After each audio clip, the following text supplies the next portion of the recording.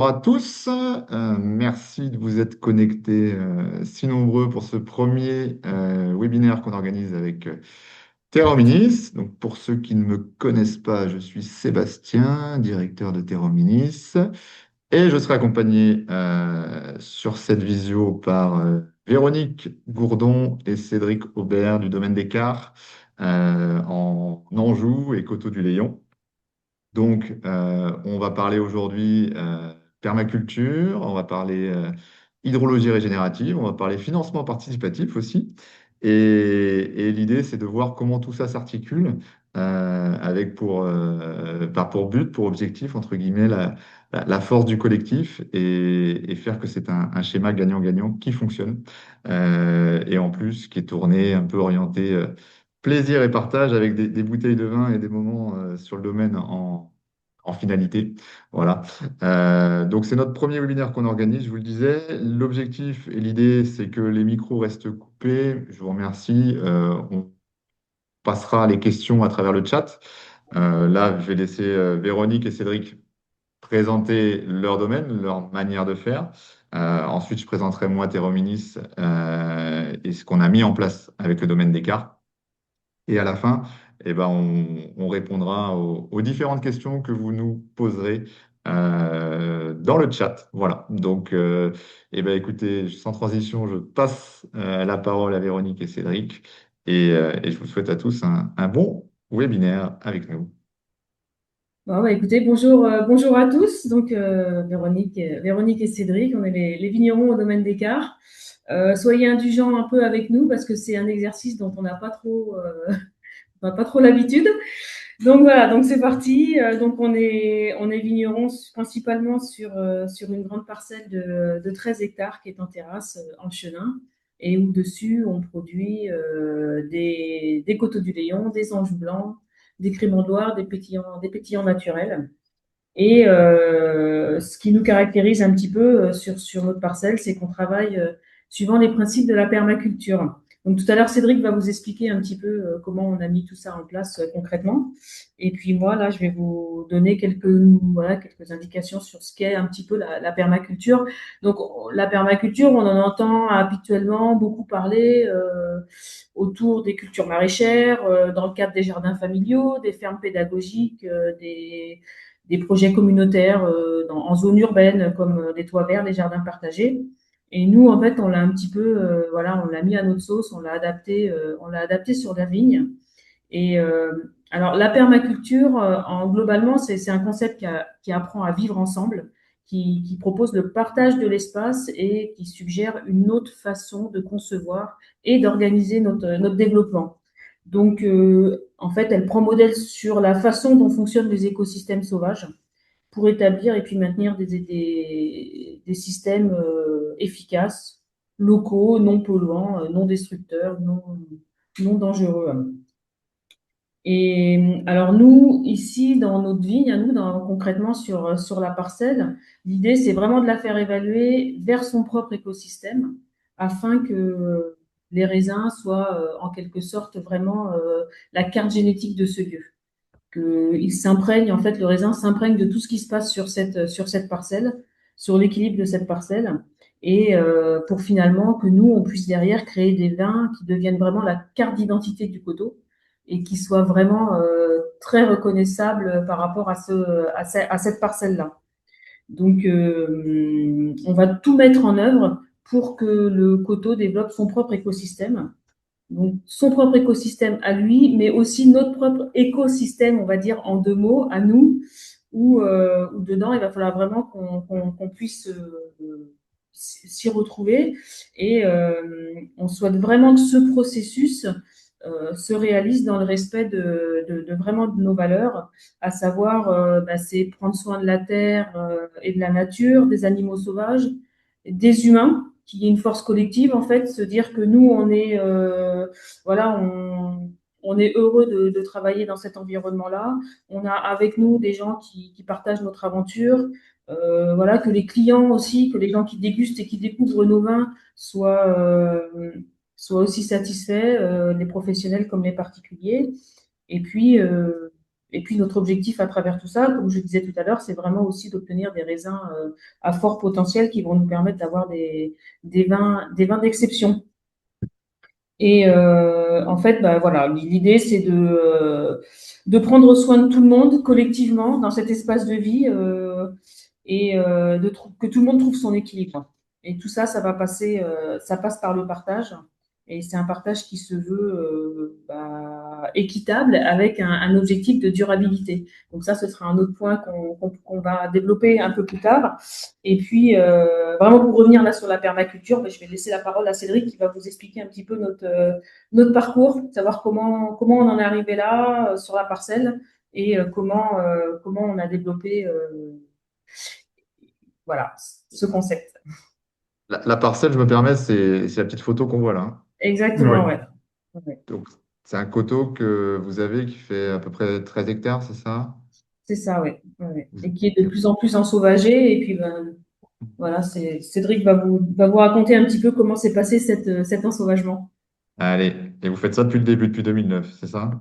Ouais, ben nous, on a repris le domaine en 2008. 2008. Et avec pour parcelle principale ce grand coteau en terrasse. C'est un coteau, pour vous expliquer ce que c'est les parcelles, une terrasse, c'est qu'on a deux rangs de vignes, un talus, deux rangs de vignes, un talus, et ça qui descend jusque le long de la rivière, le Layon. Ce coteau, il fait 13 hectares. Pour dire l'étendue, les rangées les plus longues font entre 600 et 800 mètres. Nous, en 2009, on a commencé par arrêter de broyer les talus. On a fait juste une passe avec une épareuse au plus près des souches sur le rang intérieur et sur le rang extérieur. Et petit à petit, on a la végétation qui s'est installée sur ces talus et qui a formé des haies qui vont être plus ou moins épaisses en fonction de la largeur des talus. Et les haies sont qui sont formées, c'est essentiellement des épines noires, du genêt, et on a des arbres, du frêne, un peu de chêne, mais on évite d'avoir trop de chêne parce que c'est trop concurrentiel par rapport à la vigne et un peu de cormier, voilà, différentes espèces qui se sont développées sur la parcelle au fil du temps. Et dans ces haies, ces haies ont amené un peu de vie. Il y a des oiseaux qui se sont installés sur la parcelle qui petit à petit et qui ont commencé à vivre tout au long sur la parcelle avec nous. Et pour vous donner un exemple des échanges qu'on peut avoir avec ces habitants-là, c'est que au printemps, à cette époque-là, à avril-mai, on avait, surtout les printemps humides comme on peut avoir en Anjou, on avait de gros problèmes d'escargots, c'est-à-dire que les escargots montaient dans les souches, commençaient à manger les bourgeons juste avant qu'ils se développent, là, quand ils commençaient à forcer à sortir du bois. Et du coup, les bourgeons, une fois qu'ils étaient mangés, c'était un gros contre-bourgeon qui repartait, mais qui n'était pas fructifère, du coup, pas de raisin, pas de vin, tout bêtement. Et petit à petit, on s'est vu qu'au fur et à mesure que le temps passait, et qu'on avait de plus en plus d'oiseaux, on avait moins de dégâts d'escargots, c'est-à-dire même jusqu'à plus du tout de dégâts d'escargots. Au début, nous, on était obligés de les ramasser à la main parce qu'on ne voulait pas utiliser d'insecticides, Chimique. de produits chimiques pour détruire ces escargots. Du coup, on les ramassait à la main. On remplissait des brouettes qu'on allait jeter un peu plus loin dans les bois qui bordent la parcelle, rentrer un peu dans le bois pour éviter qu'ils reviennent rapidement sur la parcelle. Et on s'est aperçu qu'on n'avait plus d'escargots. Au début, on pensait que le fait qu'ils trouvaient à manger à côté, parce qu'on a beaucoup d'herbes, ils venaient pas sur la parcelle, ils venaient plus dans les souches. Et on a trouvé des tas d'escargots morts à différents endroits de la parcelle. Et en creusant un petit peu, on s'est aperçu que c'était la grippe, notamment la grippe musicienne, qui attrapait ces escargots, les amenait à un endroit où elles avaient un endroit quelque chose de dur. La plupart du temps, c'est à côté d'un caillou. Elles donnent un coup de bec dedans et elles mangent l'escargot. Du coup, voilà, un partenariat qui s'est fait avec les grives. qui nous protège des escargots, là, un des nombreux partenariats qui s'est fait. Mais par contre, cette survégétalisation, ben, elle, par contre, elle nous a amené des baisses de rendement. Des baisses de rendement, elle a affaibli la vigne, qui a été accentuée par le gel, parce que la vigne elle était un peu plus faible, elle devenait un peu plus sensible au gel. Là, depuis 2016-2017, on a de plus en plus de gel. Vous devez en entendre un peu parler. Là, de nombreuses régions sont touchées par le gel. Cette année aussi, encore, on a eu quelques épisodes. Ça, c'est dû au réchauffement climatique. Et ben voilà, pour lutter, pour retrouver une vigne qui soit un peu plus vigoureuse et tout ça, on cherchait des conseils à droite, à gauche, vers différents conseillers viticoles. Mais comme la permaculture n'est pas une pratique qui est courante en viticulture, on trouvait personne qui allait dans le même objectif, enfin, dans la même voie que nous. On avait que les conseils qu'on avait, c'est qu'il fallait détruire les haies, enlever de l'herbe. Ça partait à l'encontre de tout ce qu'on faisait. Au lieu de rentrer du vivant, il faisait sortir le vivant, redonner de la perfusion, enfin remettre les vignes sous perfusion, engrais chimiques et tout ça. Mais tout ça, ça n'allait pas. Cette pratique d'agriculture, de viticulture, ben, nous allait pas et on voulait pas revenir là-dedans. On avait connu ça, mais on voulait pas revenir là-dedans. Et c'est comme ça qu'on a petit à petit, enfin, c'est comme ça qu'on a rencontré Alain Malher, qui est ingénieur en agronomie, qui s'est spécialisé dans la perma viticole, comme il appelle. Il nous a aidé, on s'est rapproché de lui, il s'est rapproché de nous, et il nous a guidés, il nous a structurés dans la culture, en permaculture. C'est pas évident, nous. Bon, même si on a fait nos études en agriculture, on n'était pas. C'était pas la même agriculture. C'était pas la même agriculture et puis il fallait que. On avait besoin de formation et on avait besoin d'aide de ça. Et ben, il nous a aidé à comprendre le cycle de la vie qu'on pouvait avoir sur une parcelle, notamment sur notre parcelle, et notamment le cycle de l'eau.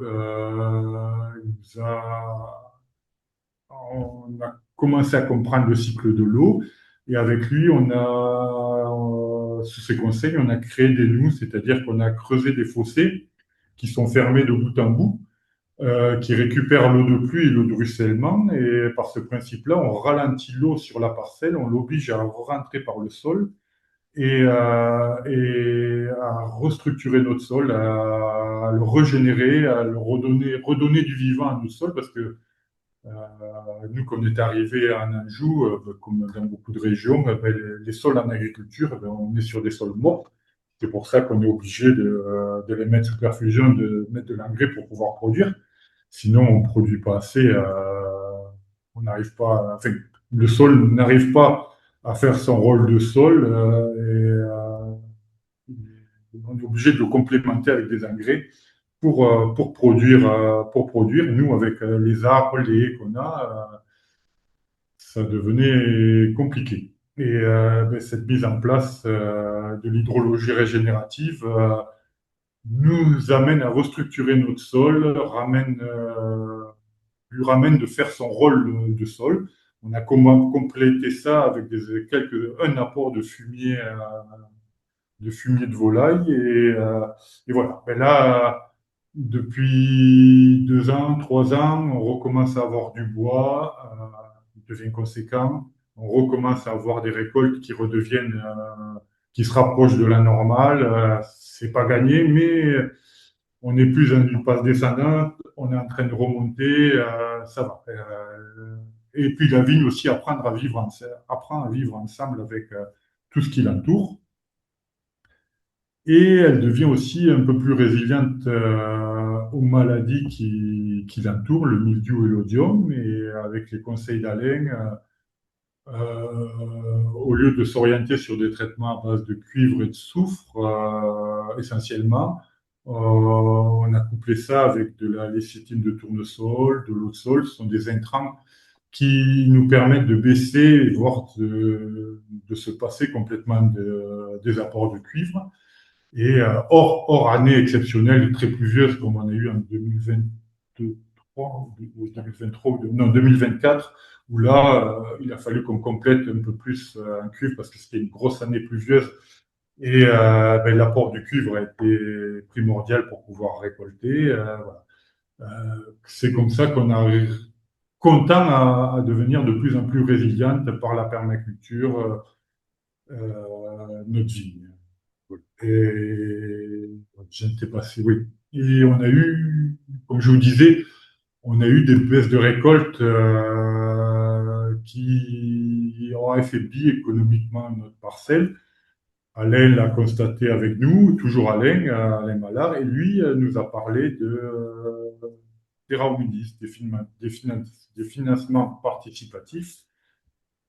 Et nous a mis en contact avec Sébastien Guilbault et Ludovic Aventin.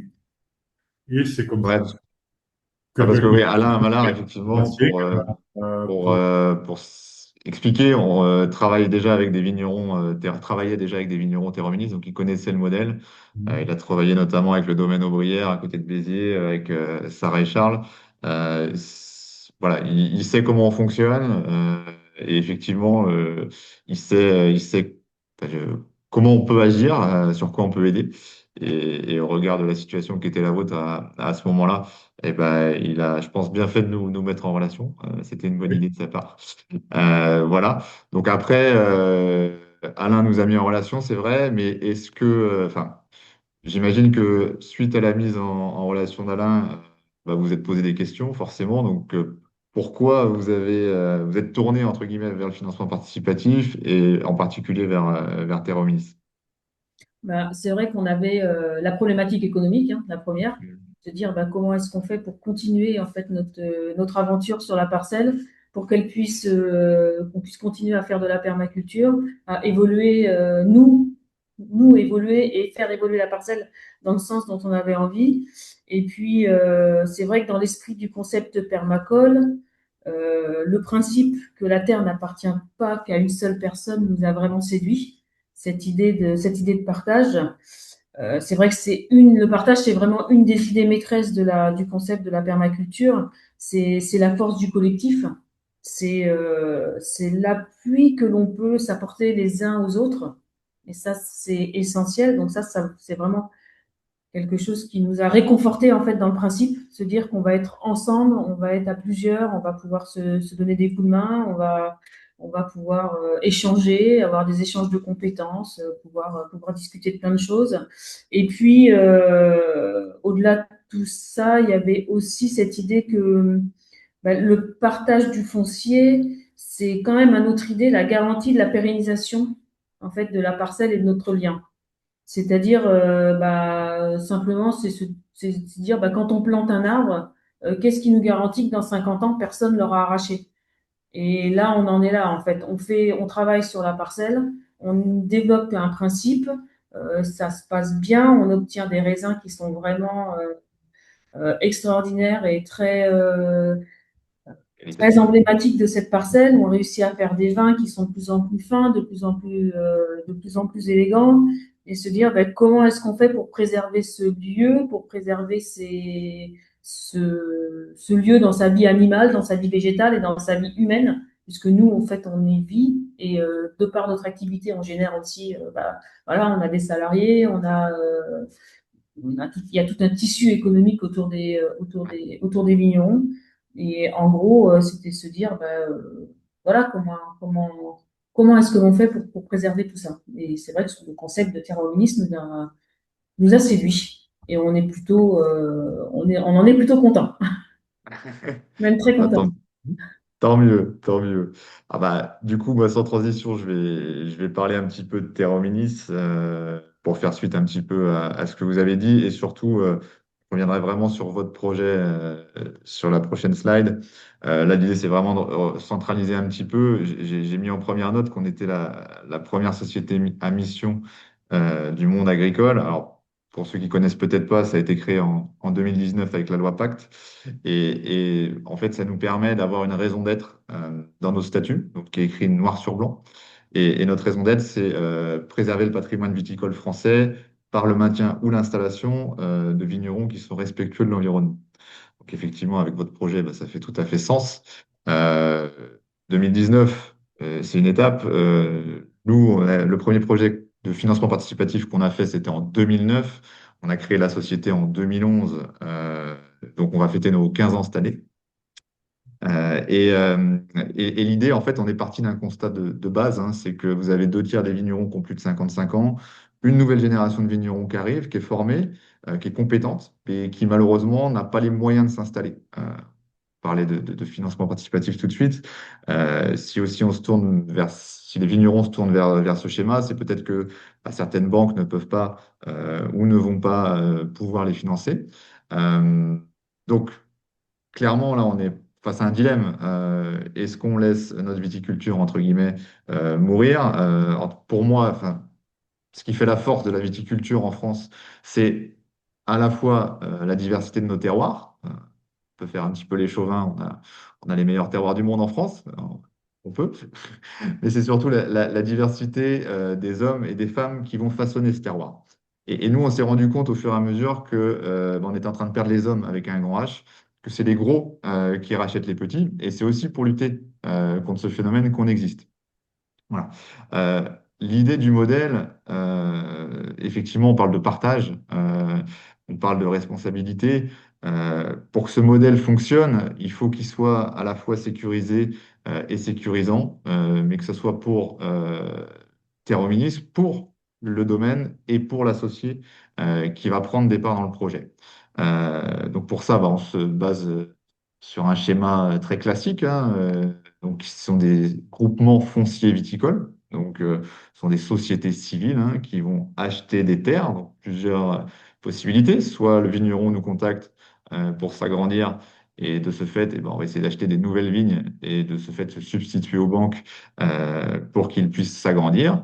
Ou bien, bah, dans le cadre, comme ça a été avec Véronique et Cédric, dans le cadre d'apports en trésorerie, alors soit pour la succession, soit pour le développement, soit même pour sortir d'une situation économique délicate, et ben, on va racheter des vignes aux vignerons, ce qui va lui faire un apport en trésorerie pour effectivement et ben, soit sortir de cette phase ou soit réaliser ses projets.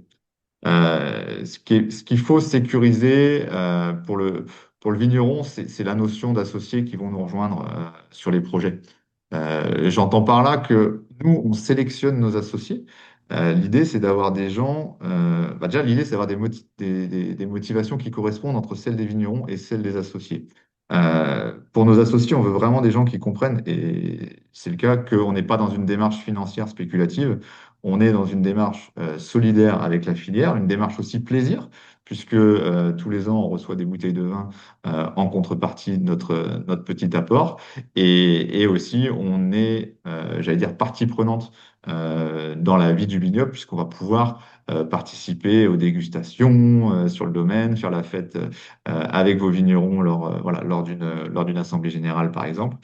Donc, c'est important de valider les valeurs de l'associé, qu'il ne soit pas dans une démarche spéculative, qu'il ait envie de comprendre le vin et qu'il ait aussi envie de se faire plaisir. Voilà. Une fois qu'on valide ça, nous, on pousse un peu le bouchon parce qu'on va demander à nos associés de faire un petit mail de motivation qui mentionne tout ça. Et c'est intéressant puisque bah, quand on se regroupe entre 100, 110 associés sur un projet, sur une assemblée générale, par exemple, on a tous fait la même démarche. Et donc, on est tous dans le même état d'esprit, et cet état d'esprit, il est bienveillant envers nos vignerons. Il y a une partie aussi qui est importante de sécuriser pour l'associé, parce que les vignerons, effectivement, on les sélectionne également. Là, au regard du contexte actuel, on a beaucoup de demandes, on peut malheureusement pas aider tout le monde. Donc, on va essayer d'aller vers ce que j'appelle les plus méritants. Alors, entre guillemets, déjà ceux qu'on c'est leur métier, hein, on s'improvise pas vigneron, c'est des gens qui vont se donner les moyens pour faire des bons vins, qui vont avoir une vraie philosophie, que ce soit à la vigne, à la cave, qui vont avoir aussi un relationnel, voilà, qui peuvent accueillir les gens chez eux, qui peuvent échanger avec eux, les tenir informés sur la vie du domaine, et qui est non négligeable, j'allais dire, une démarche respectueuse envers l'environnement, C'est super important, surtout en ce moment. Donc voilà, on valide tout ça. Évidemment, on rentre dans les détails économiques et chiffrés parce qu'on a souvent des situations délicates à la base. Donc il faut que le projet soit viable économiquement sur le long terme pour les trois parties. Et de ce fait, on étudie vraiment les aspects économiques en profondeur. On est même soutenu par le comité d'éthique pour la transition viticole sur ces aspects-là. Et c'est important de valider tout ça et quand la situation est difficile, de trouver une solution qui permet d'être pérenne du coup, sur le long terme. Donc voilà. Et pour sécuriser tout ça, on crée le groupement foncier viticole, comme je vous l'ai dit. Donc le groupement achète les vignes et les associés sont propriétaires de parts sociales dans le groupement. Ce qui est important de savoir pour les associés, c'est que il n'y a pas de responsabilité financière hein, vis-à-vis de la production de vin, il n'y a aucune responsabilité personnelle, que le GFV n'est, j'allais dire, pas exploitant, donc il n'est pas lié forcément aux dettes ou aux investissements du vigneron qui loue les terres. Je dis n'importe quoi, si un jour Véronique et Cédric décident d'acheter 8 tracteurs et qu'ils n'arrivent pas à les rembourser, ce ne sera pas le problème de leurs associés. Voilà. Et après, dans chaque projet, sur chaque GFV, le vigneron est gérant du GFV. Voilà, c'est important parce qu'il a une part, ça le responsabilise, hein, il se loue à lui-même.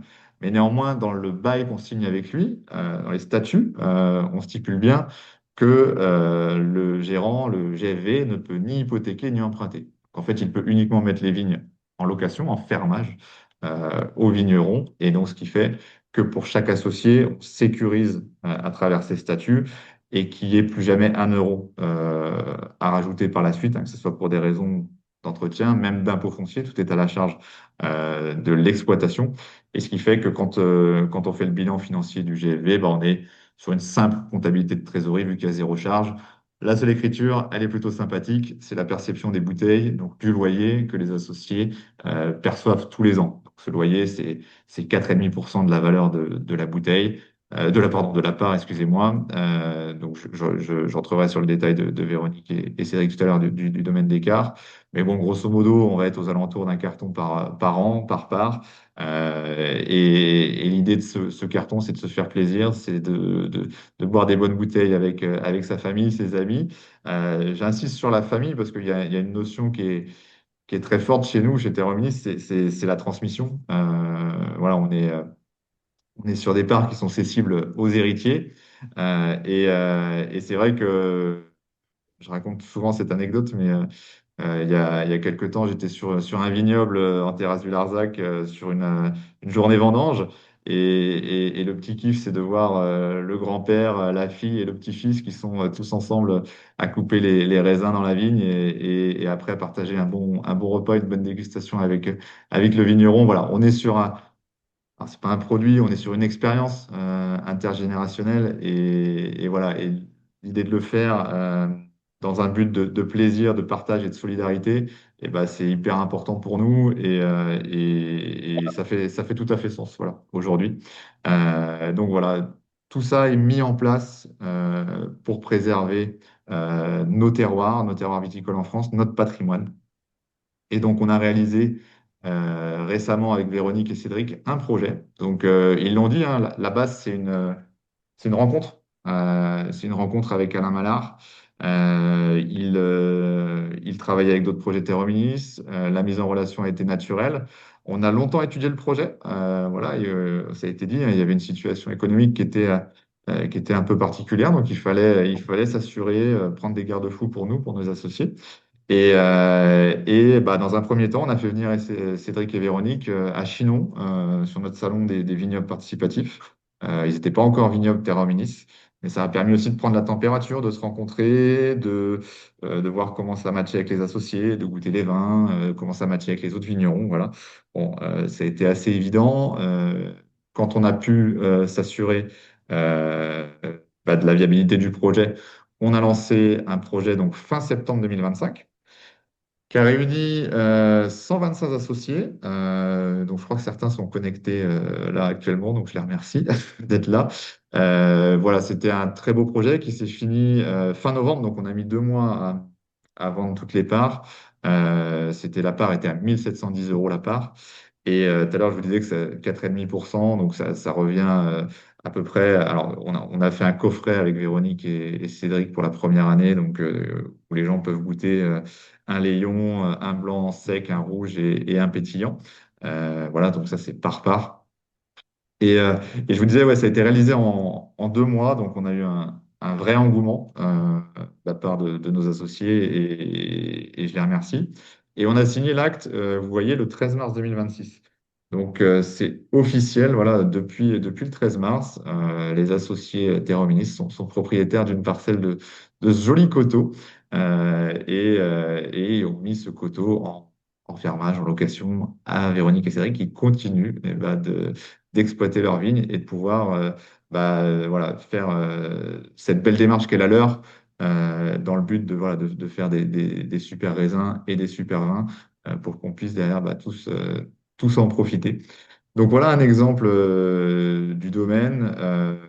L'idée, c'est peut-être que je laisse un petit peu maintenant Véronique et Cédric parler de leur ressenti par rapport à ce début d'expérience, voir un petit peu comment ça se passe avec les associés. Eh ben, ça se passe plutôt bien, même très Ouais. bien. Ils sont Euh, gentils, ça va? Ouais, ouais, ils sont tous super. On a des gens autour de nous qui sont bienveillants, aimables, aucun problème. Voilà, ils sont aussi passionnés par des sujets assez divers. Il y en a certains, ça va être le vin, d'autres, ça va être tout ce qui touche à la permaculture, d'autres, ça va être l'ensemble. On a tout type de personnes. On a effectivement, comme tu disais, les grands-parents qui achètent une part à chacun de leurs petits-enfants et qui Ouais. après se retrouvent sur la parcelle avec leur famille, avec l'idée de se dire que quand ils seront plus là, et ben, les enfants continueront, les petits-enfants continueront à venir. On a aussi des gens qui ont une vraie démarche de soutien, en fait, Mhm. qui veulent vraiment nous soutenir, qui ont la compréhension voilà, qui sont touchés par le fait qu'être agriculteur aujourd'hui, c'est pas facile. Et qui nous soutiennent dans ces démarches, les gens passionnés de vin qui sont voilà qui veulent participer aux dégustations d'assemblage, aux vinifications, aux vendanges. Et c'est vrai que au début, quand le projet a été lancé, on a commencé à avoir quelques coups de téléphone où les associés ou futurs associés voulaient faire connaissance avec nous. Donc, dans la mesure du possible, quand ils pouvaient se déplacer, on les accueillait avec plaisir sur le domaine. Après, on a fait quelques petits événements collectifs avec des repas.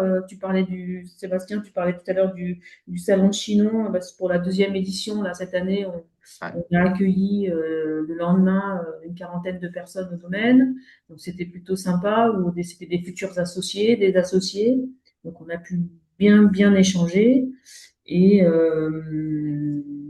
on a aujourd'hui, dans les associés que l'on a, là, dans les 125 associés que l'on a, on a des gens qui sont ce sont nos meilleurs ambassadeurs parce ils partagent avec eux leur passion, notre travail. Quand ils ont une bouteille à faire déguster, c'est plutôt une bouteille du coteau.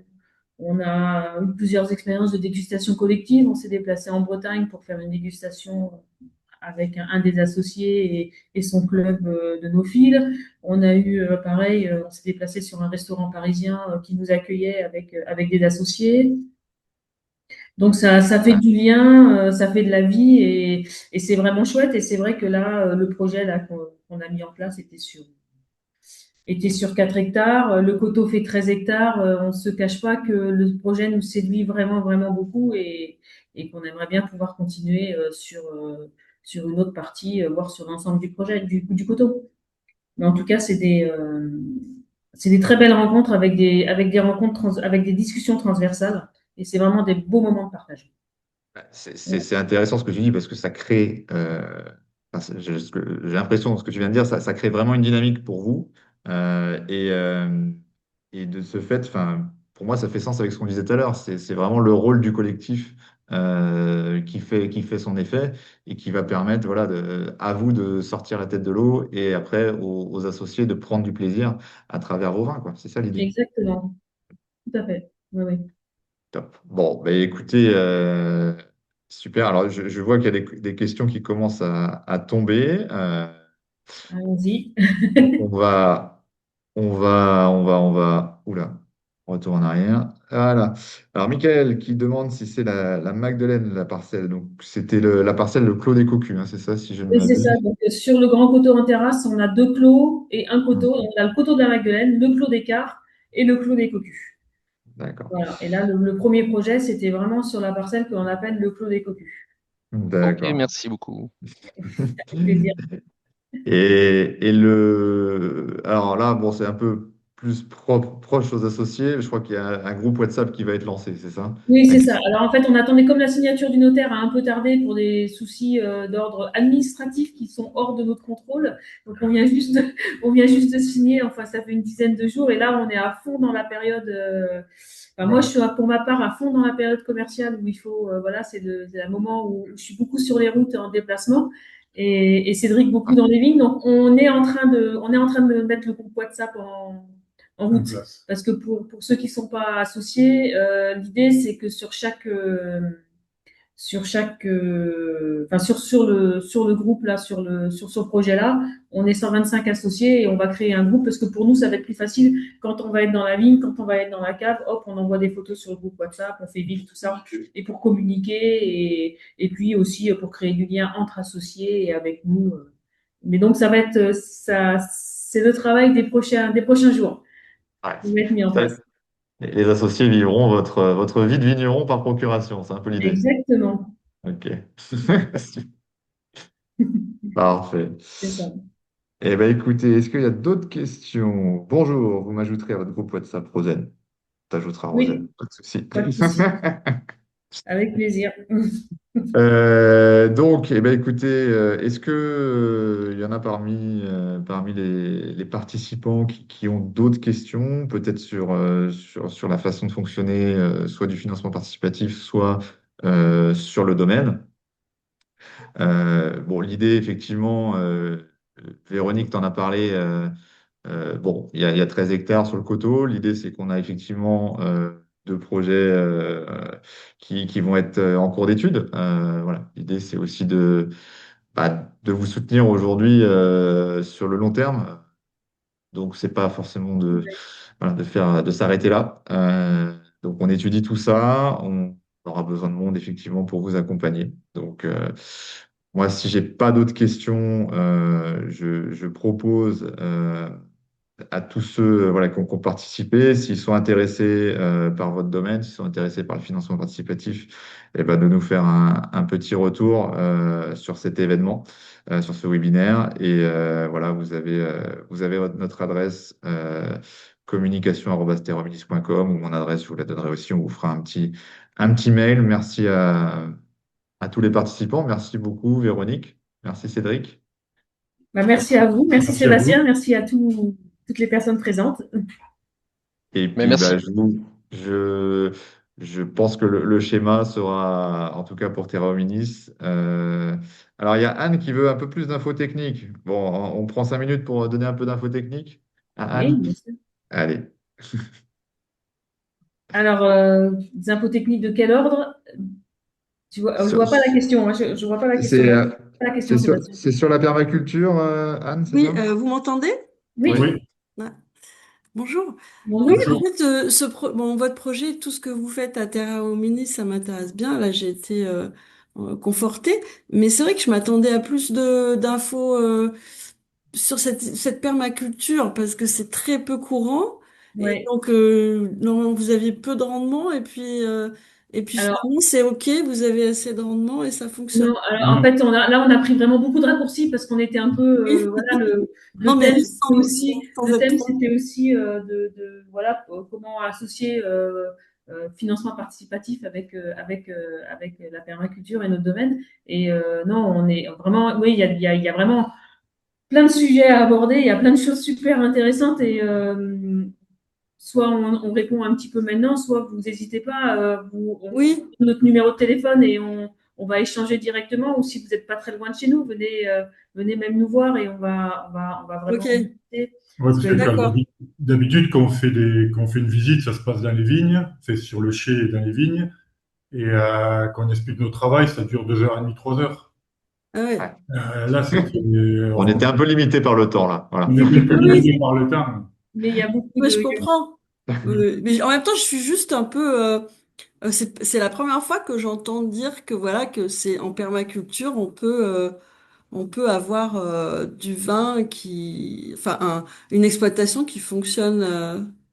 Bah, c'est un Et peu expérimental, hein, on va vous dire, hein. Ouais. On est un peu les pionniers et on y arrive de mieux en mieux. Et c'est aussi pour ça qu'on a eu besoin en fait de Terra Hominis, hein, pour pouvoir ouais, vraiment avoir un peu plus de solidité. Et l'idée, c'est vraiment qu'on puisse avoir une petite performance économique, enfin en tout cas que nous, on puisse en vivre à travers voilà. au milieu Oui, d'un paysage très sauvage. on ne recherche pas des rendements astronomiques comme on peut avoir dans des cultures Ouais, euh, traditionnelles. Nous, ce qu'on veut, c'est un rendement qui techniquement arrive voilà, qui permettent de vivre et juste. qui permettent de vivre. On n'a pas besoin de rouler en Mercedes ou Ou, avec des belles voitures, d'avoir les derniers téléphones portables et être habillé d'habits neufs. On peut vivre correctement et être en partage avec, surtout et vivre ensemble avec, avec la parcelle, ouais. avec les parcelles, avec les animaux qui sont avec nous sur la parcelle, parce qu'on n'est pas tout seul. J'ai cité les oiseaux, mais il y a beaucoup de chevreuils, Des de, renards, des de blaireaux, renards, de plein de choses. blaireaux, c'est très vivant, qui vivent autour de nous, qui ont différentes actions en plus de nous sur la parcelle. Ça a été compliqué au début à la vigne de se mettre en place parce que quand on a repris la vigne, c'était un terrain qui était utilisé, qui était cultivé en chimie complètement, qui était pas habitué à avoir de concurrence, qui était habitué à avoir tout sur perfusion, qui était protégé de toutes les attaques qu'elle pouvait subir. Du coup, Protégés on artificiellement. avait une vigne qui était sous coco, qui était protégée artificiellement, comme tu dis, et qui, de par ce fait, produisait beaucoup. Nous, la vigne s'est retrouvée à partager la terre avec des arbres, avec de l'herbe. Et quand je vous dis de l'herbe, moi je fais 2 mètres, l'herbe elle m'arrive jusqu'au genou, hein. Donc, quand il y a de l'herbe, ça fait 50 centimètres d'herbe qui est au sol. Donc il y a de la vie, il y a beaucoup de vie. Il y a de la Ouais, vie. ouais, ouais. Non, mais Euh, c'est super intéressant. Ben, écoutez, oui, avec plaisir, si et, jamais je euh, peux aller c'est voir. c'est bon, c'est plus facile d'en parler qu'au milieu de la vigne, parce que Oui, c'est ça. c'est plus facile de le Ouais. voir. Mais en Là, tout cas, si Terra Hominis a donné son accord, c'est aussi une garantie quelque part, quoi, de ce Comme, projet. mais comme l'a dit Véronique, je conseille d'aller sur place Ouais, pour voir. voilà. C'est Ouais, ouais, c'est là bien qu'on sûr. on prend pleinement voilà, connaissance des choses et Oui, on conscience peut des aller voir, choses. oui. Effectivement, aller voir sur Instagram, aussi sur notre compte Mm. Instagram, LinkedIn ou Facebook. On a partagé D'accord. pas mal de choses. Il y a des Ben, moments ok. où on partage plus que d'autres, mais il y a pas mal d'indications. Et Ok. puis appelez-nous, hein, vraiment. Vous venez nous Merci. voir. Très Merci Bon, à bien. vous. sur les autres questions, bon, c'est plus des commentaires voilà, positifs par rapport à l'échange, par rapport à vos vins. Christophe voilà, qui fait une petite éloge de vos vins, donc c'est très bien. Merci Christophe. Et c'est vrai que ça va être l'heure de l'apéro, là, ça donne soif. Voilà, donc je regarde s'il n'y a pas d'autres questions. On a des gens intéressés par les futurs projets, donc bah, écoutez, on, on va vous recontacter, on reste en contact pour avancer là-dessus. Et ben, je me répète, mais un grand merci à tous d'avoir participé à ce premier webinaire pour nous. Merci Euh, à tout le merci monde. beaucoup. Merci. Passez une Merci. belle journée et à Bonne journée bientôt. à Au tous. revoir. Au revoir, à bientôt. Allez, au revoir. Au revoir. Topette.